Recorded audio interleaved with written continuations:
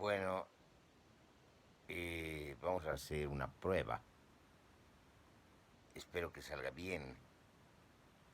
Ahora es directamente en YouTube. Bueno, esta prueba va a tener que ver con reflexiones, también intempestivas como la serie que estamos lanzando, pero digamos grabadas de otra manera. Eh, como es prueba, vamos a hacer una reflexión, ya no como en la anterior reflexión sobre la condición humana y la crisis de la condición humana en plena crisis ecológica, sino ahora una reflexión que les parece sobre la reflexión misma. ¿Qué es la reflexión? Bueno, esa es una pregunta filosófica.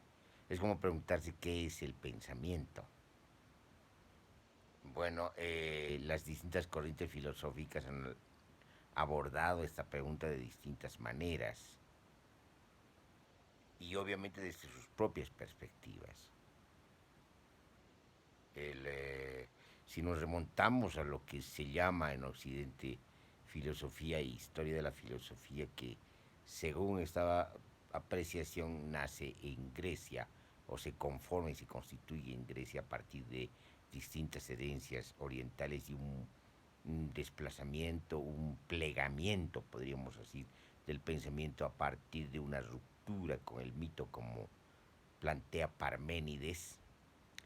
Podemos decir que la reflexión es pues un plegamiento del pensamiento, es un pensamiento que se pliega sobre sí mismo y se pregunta sobre sí mismo, sobre su condición misma del pensar, pero además se piensa eh, a partir de consideraciones y reflexiones, a partir de preguntas sobre problemáticas, sobre todo si ustedes quieren, desde una perspectiva ontológica, lo que es el ser. ¿Qué es el ser? O la pregunta quizás más luminosa o iluminadora y un tanto oscura también en las de Heidegger, la pregunta por el sentido del ser, porque además es una pregunta metateórica, porque se está preguntando sobre la misma pregunta, sobre el sentido del ser, pero lo interesante en Heidegger, sobre todo en su libro El ser y el tiempo, es la manera como aborda esta pregunta. Es decir, aborda desde una analítica del ser, tomando en cuenta el abordaje de la filosofía antigua griega, sobre todo en Aristóteles. Y él, a partir de, digamos, esas consideraciones aristotélicas, él encuentra una estructura, si ustedes quieren, del sentido del ser, porque sería distinto decir una estructura del ser, pero él está abordando desde una hermenéutica, la hermenéutica heideggeriana, esto o esta pregunta desde la perspectiva del sentido del ser, porque no tendría sentido, para decir y redundar, preguntarse sobre el ser, hablar de la estructura del ser, si no estuviéramos hablando del sentido del ser. Es decir, aquí el ser se duplica, es el ser en tanto tal, en tanto ente, en tanto existente, pero en tanto un ser y un ente que piensa y que se pregunta sobre su propia condición existencial y por lo tanto su propia condición ontológica. El, y esto es pues pensar, esto es pues reflexionar, plegar el pensamiento sobre sí mismo. No solamente preguntarse lo que es el pensamiento, qué es el pensamiento, y también haciendo anotaciones o dándole tonalidades nietzscheanas, quién es el que piensa, quién es el que demanda pensar, quién es el que se pregunta qué es el pensamiento, que obviamente no tiene que ver con este yo o esta singularidad del que está emitiendo este discurso, sino con esa singularidad del que se pregunta quién. Entonces, podemos ver que tenemos varias connotaciones, varias dimensiones, varias estratificaciones de las sedimentaciones de lo que deja el pensamiento en su propia reflexión, en su propia manera de pensar, en su propia huella, la huella que deja el pensamiento. ¿Y dónde deja la huella el pensamiento? El pensamiento deja la huella en sí mismo. Bueno, pero ¿qué es este sí mismo? ¿Qué es el pensamiento? ¿Es espíritu? ¿O es cuerpo, como dice Nietzsche? ¿Es una experiencia? ¿O es inteligencia sensible? Yo prefiero abordar desde la perspectiva de la biología molecular y decir, bueno, la vida es experiencia sensible. Y por lo tanto hay una inteligencia sensible. Y la inteligencia se genera, se aborda, se desarrolla, se desenvuelve, evoluciona, si ustedes quieren usar una palabra tan torpe, a partir de la emoción, de la inteligencia sensible, de la sensibilidad que instaura su propia memoria.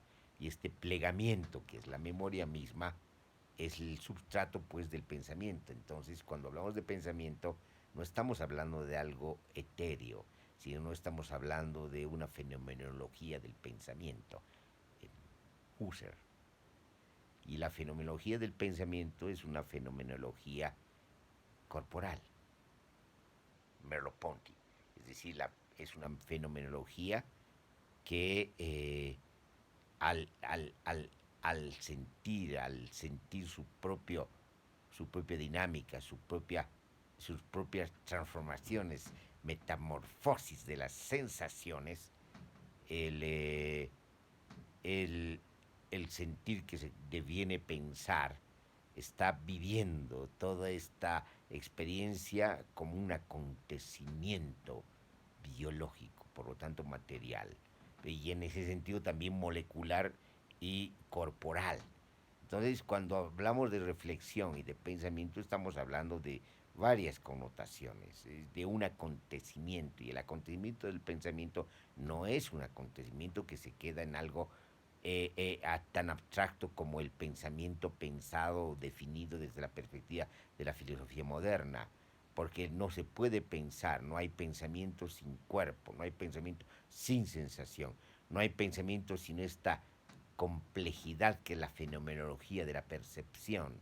No hay pensamiento sin esta integralidad, donde la razón concreta se articula a las sensaciones, al cuerpo, a las transformaciones, al devenir de las sensaciones y a la fenomenología misma de las sensaciones. De esa manera, digamos, hay un devenir concepto, y el concepto es precisamente un acontecimiento también. Y si ustedes quieren un acontecimiento racional, que logra lucidez, síntesis lúcida, logra iluminar, logra darle una síntesis categorial a esta fenomenología, es decir, es una especie de cristalización de la fenomenología de la percepción, como lo dice Merleau-Ponty, y esta cristalización de la fenomenología de la percepción se cristaliza en esta estructura categorial que es el concepto. Entonces, ¿qué es, si ustedes quieren, para decirlo en términos muy sencillos, reflexionar y pensar es filosofar? Obviamente esta generalidad es muy peligrosa. Ya lo habían dicho otros exponentes de la filosofía, entre ellos Gramsci.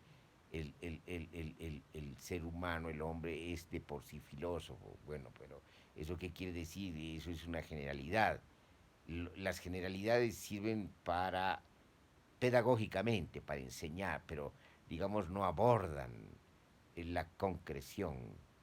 La concreción en el sentido que usaba Marx, es decir, hay que ascender a lo concreto. Y ascender a lo concreto es ascender a la complejidad. Y la síntesis de la complejidad es precisamente la síntesis donde la abstracción sencillamente es una mediación. Entonces el pensamiento es algo complejo y la reflexión es algo, algo compleja. Pero más que eso, el, eh, el pensamiento y la reflexión son, desde la perspectiva kantiana, crítica de la razón, crítica de la razón pura, crítica de la razón práctica.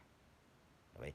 Esta crítica de la razón pura y esta crítica de la razón práctica es, está poniendo en las condiciones de posibilidad de la propia crítica y del propio pensamiento. Es decir, las preguntas de Kant son esas: ¿qué puedo pensar? ¿Qué puedo hacer? ¿Qué puedo esperar? La primera pregunta es: ¿cuáles son los mil límites del conocimiento? ¿Bajo qué condiciones conocemos? Entonces, lo interesante de Kant es de que establece el arquetipo de lo que es la crítica. Esa es la crítica. La crítica es colocar en las condiciones de posibilidad del propio pensamiento, es decir, es colocar el pensamiento en los a priori. Para Kant, para la filosofía de Kant, esos a priori son los a priori del espacio y del tiempo, de la intuición sensible, y obviamente a partir de la intuición sensible de algo que se aproxima lejanamente a la intuición intelectual, porque deja la intelección intelectual a lo divino.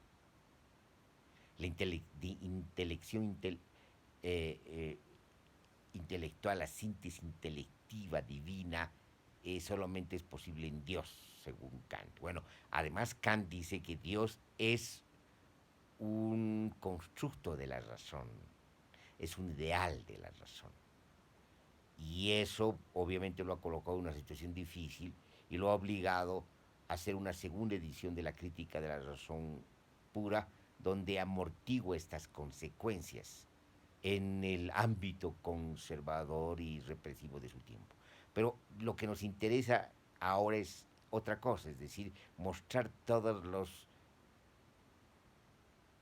niveles, las dimensiones, los planos de intensidad de lo que es el pensamiento y la reflexión. Entonces, este ser que reflexiona sobre sí mismo, que convierte al ser en devenir pensar y en el devenir sentir y en el devenir existir, es el que va a construir pues sus propias narrativas filosóficas, entre ellas la ontología. Nosotros quedaríamos aquí en esta primera reflexión y sobre todo para evaluar qué tal ha salido esta. Si nos ayudan a evaluarnos, sería una maravilla.